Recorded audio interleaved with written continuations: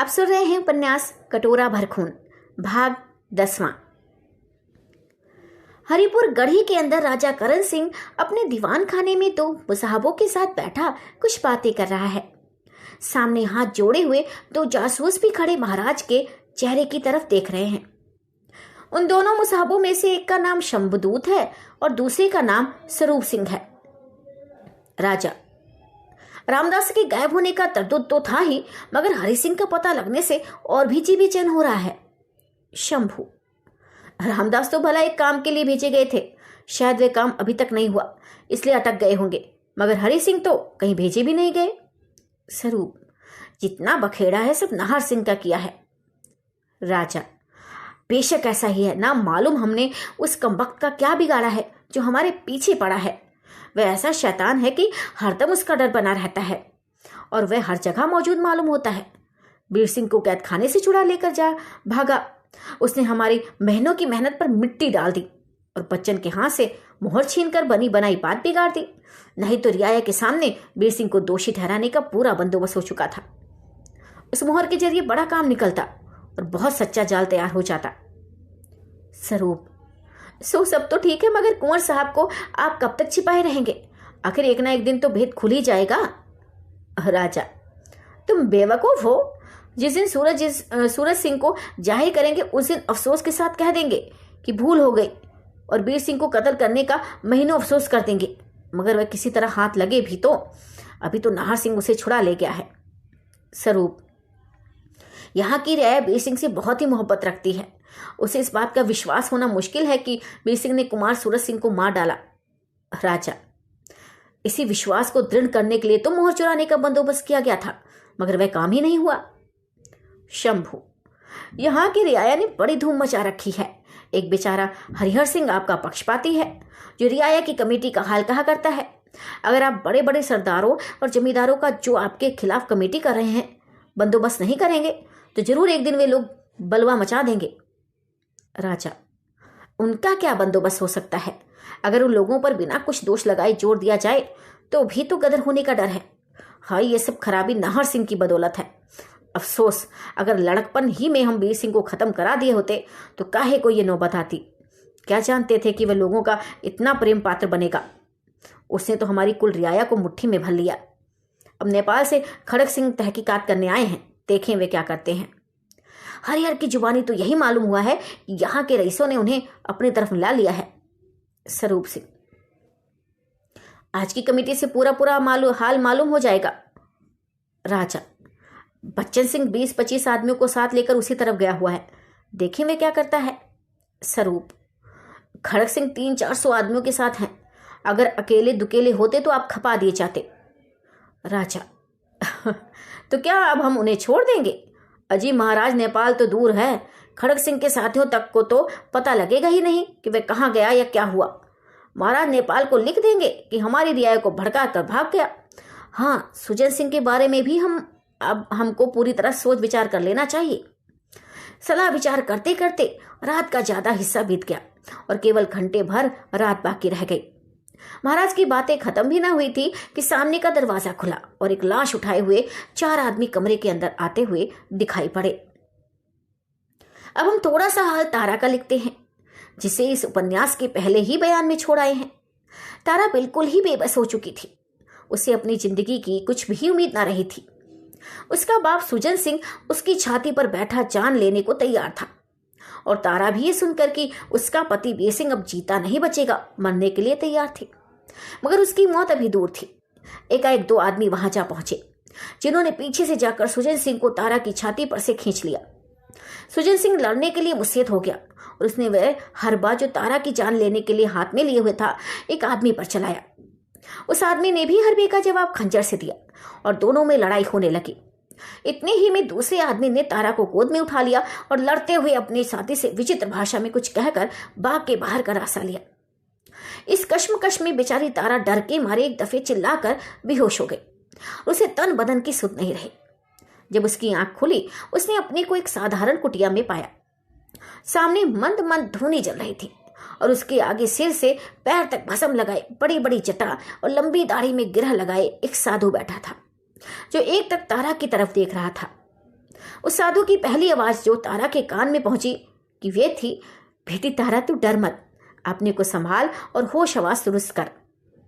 यह आवाज ऐसी नम और ढांढस देने वाली थी कि तारा का अभी तक धड़कने वाला कलेजा ठहर गया और वे अपने को संभाल कर उठ बैठी। साधु, तारा, क्या सचमुच तेरा नाम तारा ही है या मुझे धोखा हुआ है? तारा, जी हाँ, मेरा नाम तारा ही है। साधु ने अपनी झोंपड़ी के कोने में से बड़े बड़े 2 आम निकाले और तारा के हाथ में देकर कहा, पहले तो इन्हें खा, फिर बातचीत होगी। तारा का जी बहुत ही बेचैन था। तरह तरह के ख्यालों ने उसे अपने आपे से बाहर कर दिया था और इस विचार ने कि उसके पति बीर सिंह पर जरूर कोई आफत आई होगी, उसे अधमुआ कर दिया था। वे सोच रही थी कि अगर मैं अपने बाप के हाथ से मार डाली गई होती तो अच्छा था, क्योंकि इन सब बखेड़ों से और अपने पति के बारे में बुरी खबरों को सुनने से तो बचती।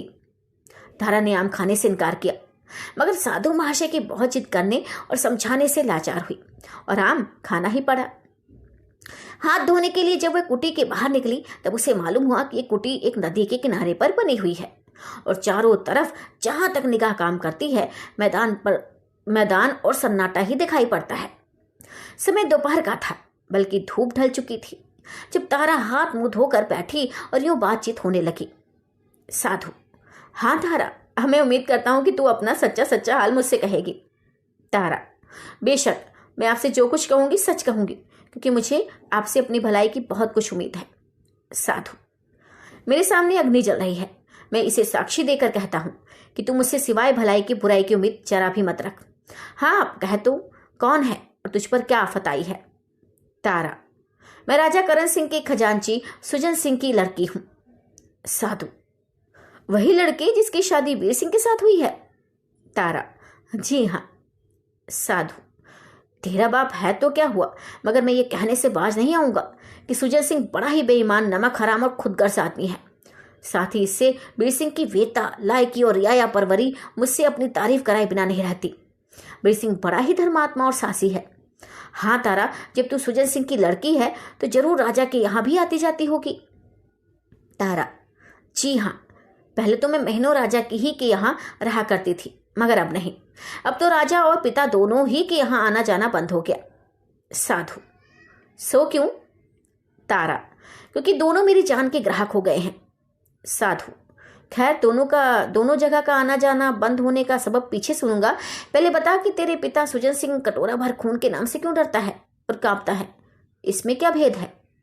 तारा, उफ, याद करके कलेजा कांपता है। वह बड़ा ही भयानक दृश्य था। खैर मैं कहूंगी, मगर यह बड़ी ही नाजुक बात है। साधु, मैं कसम खाकर कह चुका कि तू मुझसे सिवाय भलाई की बुराई की उम्मीद कभी मत रख, फिर क्या डरती है? तारा, मैं कहूंगी और जरूर कहूंगी। मेरा दिल गवाही देता है कि आप मेरे खैर ख्वाह हैं। ना मालूम कि मुझे आपके चरणों में मोहब्बत होती है। तारा के ऐसा कहने से साधु की आंखें डबडबाई। उसने धूनी में से थोड़ी सी राख उठाकर अपनी आंखों पर मली और इस तरकीब से आंसू सुखाकर बोला, साधु, खैर तारा, ये तो ईश्वर की कृपा है। हाँ, तू वह भेद कह, मेरा जी उसे सुनने के लिए बेचैन है। तारा, मगर इसके साथ मुझे अपना भी बहुत सा किस्सा कहना पड़ेगा। साधु, कोई हर्ज नहीं, मैं सब कुछ सुनने के लिए तैयार हूं। तारा, अच्छा तो मैं कहती हूं, सुनिए। मैं लड़कपन से राजा के यहाँ आती जाती थी और कई कई दिनों तक वहां रहा करती थी। महल में एक और लड़की भी रहा करती जिसका नाम अहिल्या था। उसकी उम्र मुझसे बहुत ज्यादा थी, मगर तो भी मैं उससे मोहब्बत करती थी और वह भी मुझे दिल से चाहती और प्यार करती थी। मुझे यह ना मालूम हुआ कि अहिल्या के माता पिता कौन और कहाँ हैं और उसका कोई रिश्तेदार है या नहीं। मैंने कई दफे अहिल्या से पूछा कि तेरे माता पिता कौन और कहाँ हैं, मगर इसके जवाब में उसने केवल आंसू गिरा दिया और मुंह से कुछ नहीं कहा। मेरी और बीर सिंह की जान पहचान लड़कपन से ही थी। वे महल में बराबर राजा के साथ आया करते थे। अक्सर अहिल्या के पास भी जाकर कुछ देर बैठा करते थे और वे उन्हें भाई के समान मानती थी। मैं अहिल्या को बीबी कहकर पुकारती थी। अहिल्या और बीर सिंह दोनों ही को राजा माना करते थे, बल्कि अहिल्या ही के कहने से मेरी शादी बीर सिंह के साथ हुई। साधु, अहिल्या का नाम अहिल्या ही था या कोई और भी इसका नाम था? तारा, उसका कोई दूसरा नाम कभी सुनने में नहीं आया, मगर एक दिन भयानक घटना के समय मुझे मालूम हो गया कि उसका एक दूसरा नाम भी है। साधु, वह क्या नाम है? तारा, सो मैं आगे चलकर कहूंगी, अभी आप सुनते जाइए। साधु, अच्छा कहो। तारा, महारानी ने राजा से कई दफे कहा कि अहिल्या बहुत बड़ी हो गई है, इसकी शादी कहीं कर देनी चाहिए, मगर राजा ने यह बात मंजूर नहीं की। थोड़े दिन बाद राजा के बर्ताव से महारानी तथा और कई औरतों को मालूम हो गया कि अहिल्या के ऊपर राजा की बुरी निगाह पड़ती है और इसी सबब से वे उसकी शादी नहीं करते। साधु, हरामजादा पाजी, बेईमान कहीं का। हाँ, तब क्या हुआ? तारा, यह बात रानी को बहुत बुरी लगी और इसके सबब कई दफे राजा से झगड़ा भी हुआ। आखिर एक दिन राजा ने खुल्लम खुल्ला कह दिया कि अहिल्या की शादी कभी नहीं की जाएगी। साधु, अच्छा तब क्या हुआ? तारा, यह बात रानी को तीर के समान लगी और अहिल्या का चेहरा भी सूख गया। उसने डर के मारे राजा के सामने जाना बंद कर दिया। 3-4 दिन के बाद अहिल्या एकाएक महल से गायब हो गई। राजा ने बहुत उधम मचाया, मगर कई लौंडियों को मारा पीटा, कितने ही को महल से निकाल दिया, रानी से भी बोलना छोड़ दिया, मगर अहिल्या का पता न लगा। साधु, क्या अभी तक अहिल्या का पता नहीं है? तारा, अरे आप सुनते चलिए, मैं सब कुछ कहती हूँ। कई वर्ष के बाद एक दिन किसी लौंडे ने चुपके रानी को यह कहते सुन लिया कि अब तो अहिल्या को दूसरा लड़का भी हुआ है। पहली लड़की 3 वर्ष की हो चुकी, ईश्वर करे उसका पति जीता रहे। सुनते ही बड़ा ही लायक और अहिल्या को बहुत चाहता है। अहिल्या के सामने ही मेरी शादी बीर सिंह से हो चुकी थी और मैं अपने ससुराल में रहने लग गई थी। अहिल्या के गायब होने का रंज मुझे और बीर सिंह को भी हुआ था और इसी से मैंने महल में आना जाना बहुत कम कर दिया था। मगर जिस दिन रानी की जुबानी ऊपर वाली बात सुनी, मुझे एक तरह की खुशी हुई। मैंने ये हाल बीर सिंह से कहा। वह भी सुनकर बहुत खुश हुए और समझ गए कि रानी ने उसे कहीं भिजवा कर उसकी शादी करा दी थी। उसके बाद ये भेद भी खुल गया कि रानी ने उसे अपने नैहर भेज दिया था। साधु, तुम्हारे ससुराल में कौन कौन है? तारा, नाम ही को ससुराल है, असल में मेरा सच्चा रिश्तेदार वहां कोई भी नहीं। हाँ, 5-7 मर्द और औरतें हैं। हमारे पति उनमें से किसी को चाचा, किसी को मौसा, किसी को चाची इत्यादि कह के पुकारा करते हैं। असल में उनका कोई भी नहीं। उनके माँ बाप उनके लड़कपन में ही मर गए थे और राजा ने उन्हें पाला था। राजा उन्हें बहुत मानते थे, मगर फिर भी वे कहा करते थे कि राजा बड़ा ही बेईमान है, एक ना एक दिन हमसे और उससे बेतरह बिगड़ेगी। साधु, खैर तब क्या हुआ? तारा, बहुत दिन बीत जाने पर एक दिन रानी ने मिलने के लिए मुझे महल में बुलाया। मैं गई और 3-4 दिन तक वहां रही। इसी बीच में एक दिन रात को मैं महल में लेटी हुई थी। मेरा पलंग रानी की मसारी के पास ही बिछा हुआ था। इधर उधर कई लौंडियां भी सोई हुई थी। रानी भी नींद में थी, मगर मुझे नींद नहीं आ रही थी। एकाएक आवाज मेरे कान में पड़ी, हाय आखिर बेचारी अहिल्या फंस ही गई। चलो दीवान खाने के ऊपर वाले छे से झांक कर देखें कि किस तरह बेचारी की जान ली जाती है, फिर आकर रानी को उठाएं। इस आवाज को सुनते ही मैं चौंक पड़ी। कलेजा धक धक करने लगा। बेताबी ने मुझे किसी तरह दम न लेने दिया। मैं चारपाई पर से उठ बैठी और कुछ सोच विचार कर ऊपर की छत पर चली गई और धीरे धीरे उस पाटन की तरफ चली जो दीवान खाने की छत से मिली हुई थी। कमर भर ऊंची दीवार फांद कर वहां पहुंची। वहां छोटे छोटे कई सुराख ऐसे थे जिनमें से झांक कर देखने से दीवान खाने की कुल कैफियत मालूम हो सकती थी। मेरे जाने के पहले ही वे 2 औरतें वहां पहुंच गई थी। साधु, वे दोनों कौन थी?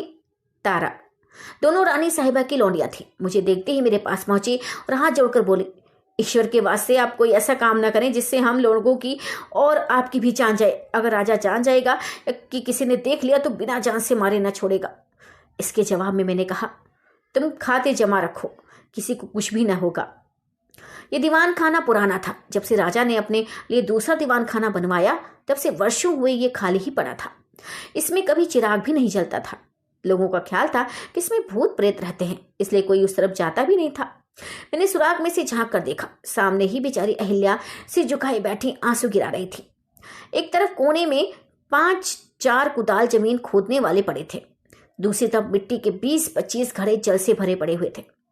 अहिल्या के सामने राजा खड़ा उसी की तरफ देख रहा था। राजा के पीछे मेरा बाप सुजन सिंह, रामदास और हरि सिंह राजा के मुसाहब खड़े थे। मेरे बाप की गोद में एक लड़की थी जिसकी उम्र लगभग 3 वर्ष की होगी।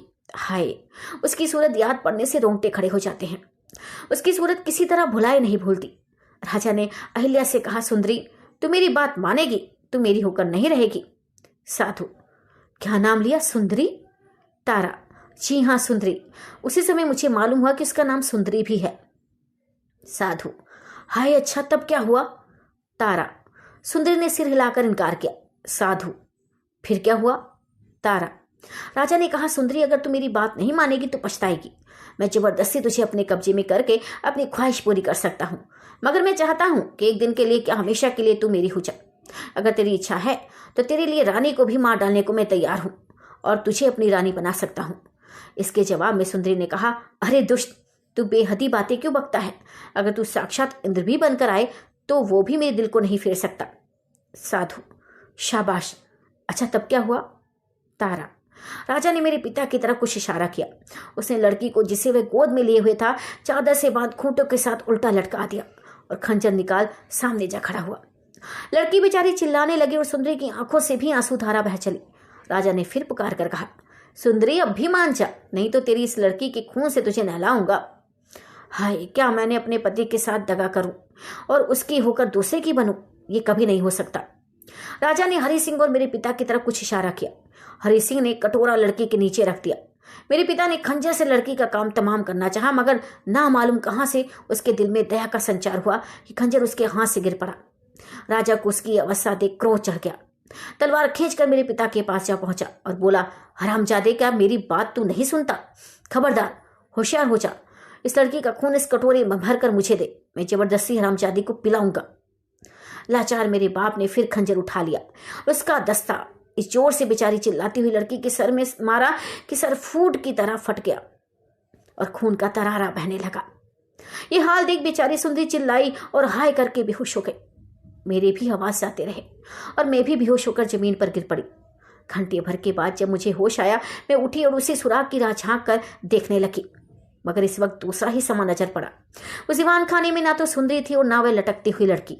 उसके बदले जो दूसरे दो आदमियों की लाश पड़ी हुई थी। राजा और उसके साथी जो जो बातें करते थे साफ सुनाई देती थी। राजा ने मेरे बाप की तरफ देखकर कहा, ये दोनों हरामजादी लोनियां छत पर चढ़कर मेरी कार्रवाई देख रही थी। इन्हें अपनी जान का कुछ भी खौफ नहीं था।